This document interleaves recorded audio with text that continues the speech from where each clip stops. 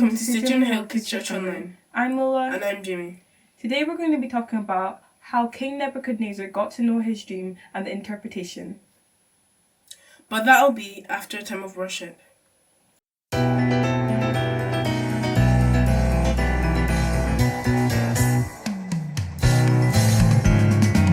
Nebuchadnezzar, greatest king you'll ever see. Nobody has ever been as powerful as me. Living in my palace under wealth and glory beam. I was troubled by a nasty, frightening dream. Nobody was smart enough in all this boundless land to unravel mystery and help me understand. And of all the fellows who have talked my dream away, Daniel was the only one who knew what to say.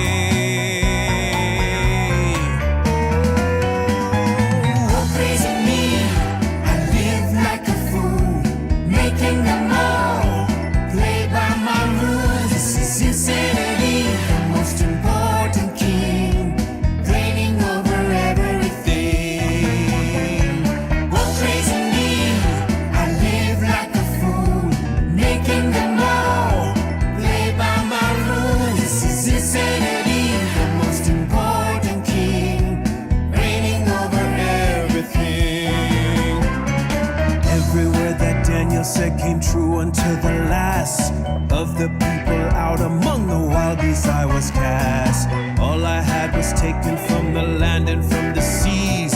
Great Nebuchadnezzar was now brought to his knees.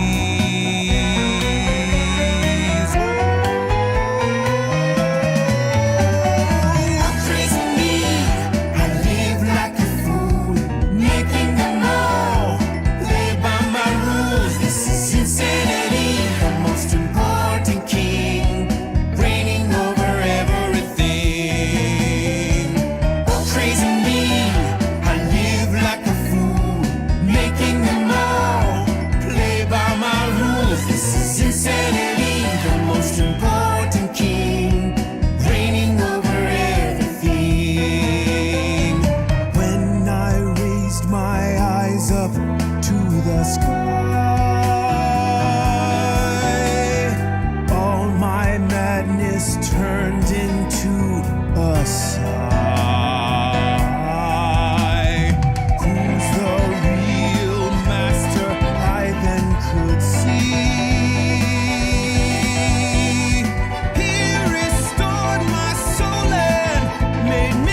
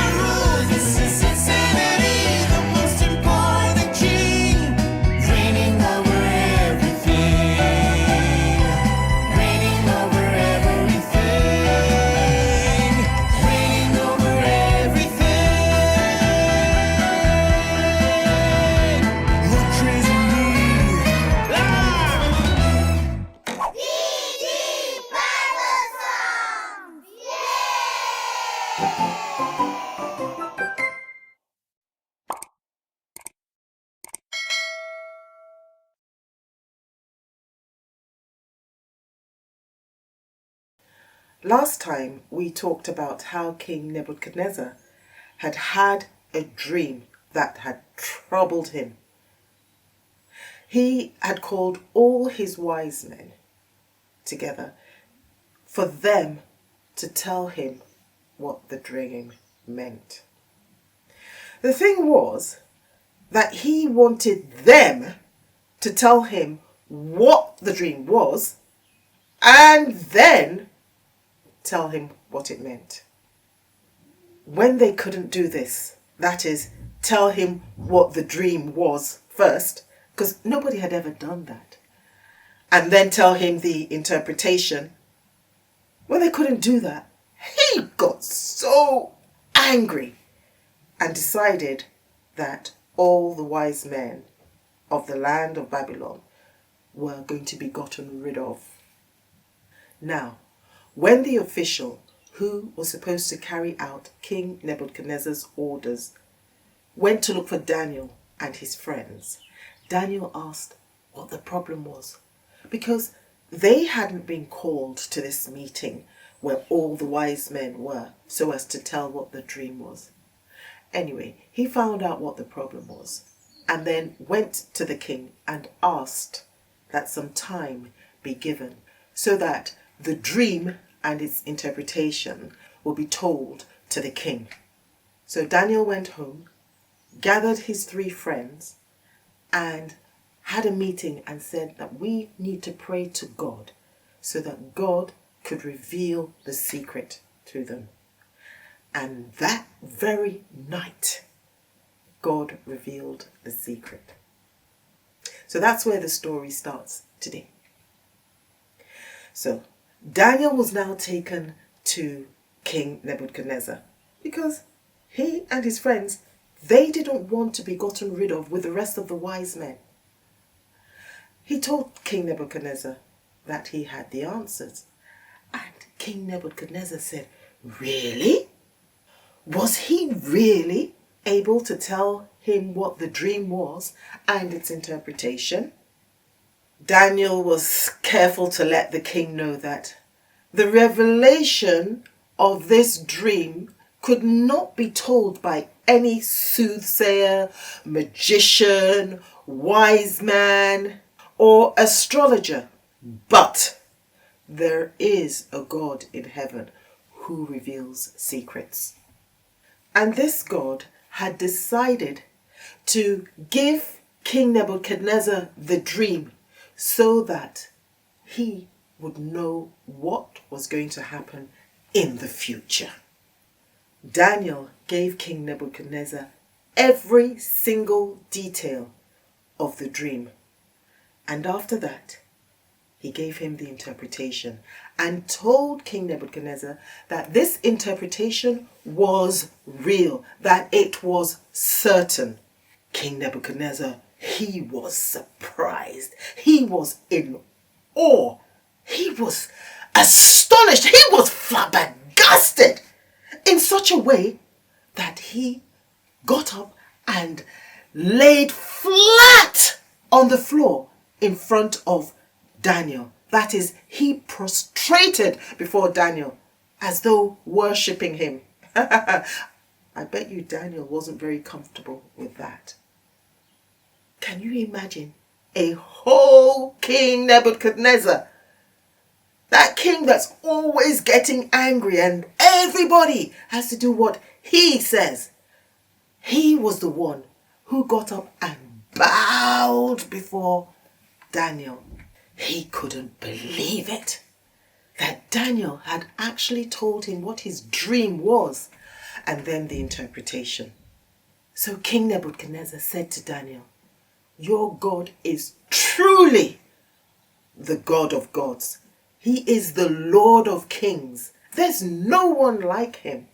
He is the revealer of secrets, since he was able to reveal this secret through Daniel."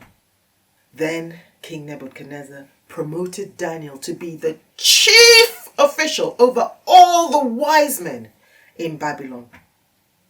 So Daniel answered directly to the king. And Daniel didn't forget his 3 friends.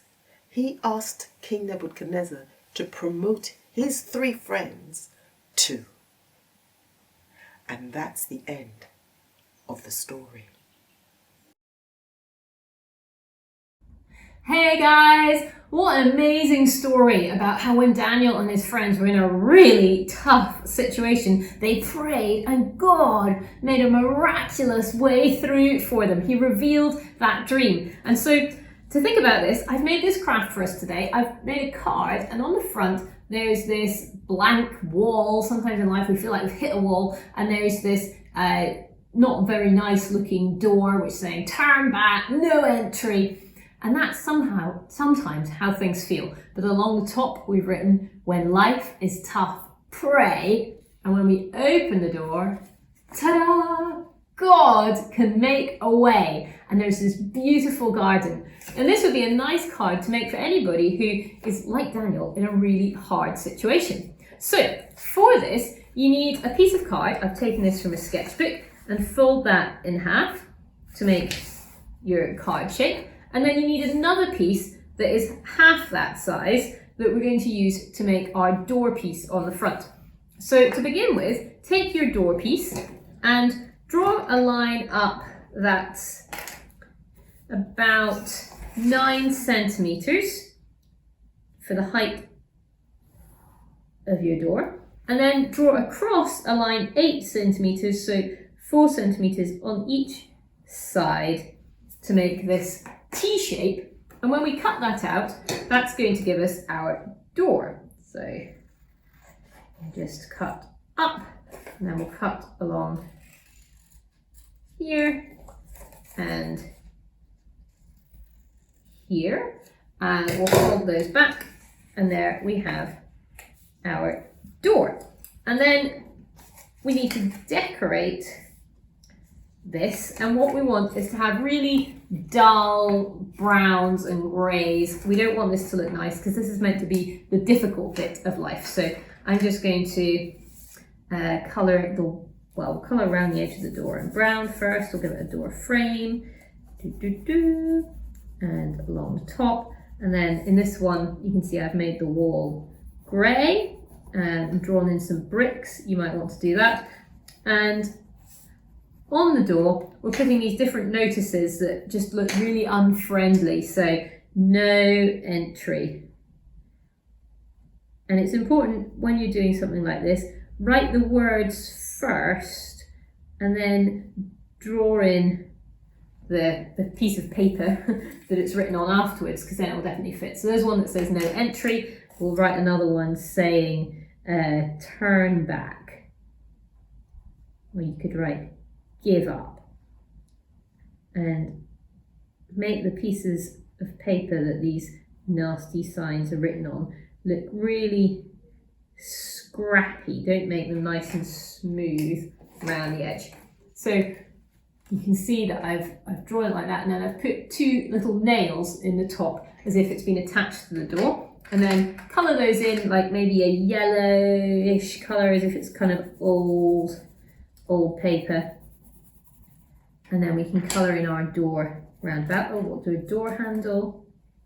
There we go. So you get your door and your wall all drawn in, and then the really important bit is our words. We're going to write along the top something like, when life is tough, pray, or when things look bad, pray, or when things are hard, pray. So I'm going to write, when things look bad, maybe because somebody's ill, or because somebody's bullying somebody else, or there's all kinds of situations where things just are not going the way we would want.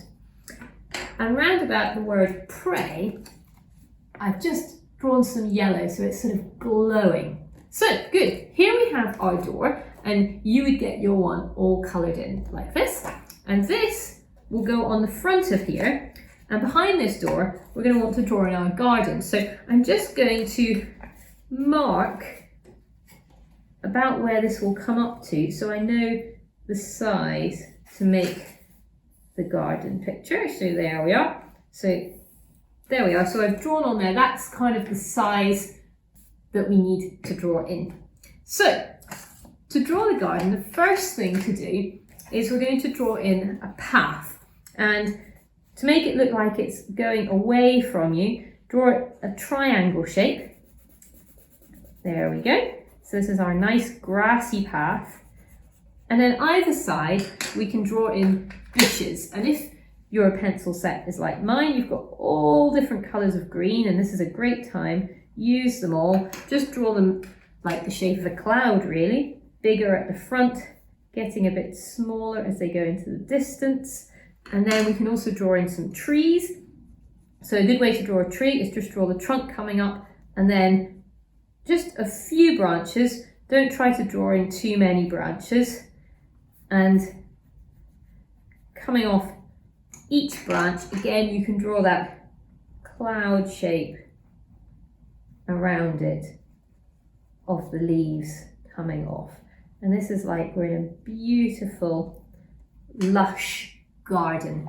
And as you can see here, what you can do is you can put different fruit and blossom on the trees, and you can put lots of flowers onto the bushes, just little scribbles almost, little round balls of colour. Oops, there we go. So we get all of that drawn in, then have the sun shining in the sky, so a nice big yellow sun, because that obviously is a nice hopeful sign. Get the rest of the sky coloured in a lovely blue. You don't want to leave any white space, so everything should either be blue sky, green plants and bushes, or there where the sky meets the ground. Then colour in any leftover space in green, so that it's like the grass coming up. So once you've got all your bushes, all of your sky, everything all drawn and coloured in, then we want to write our words on the path. God can make a way. That's our key message. When we pray, God can make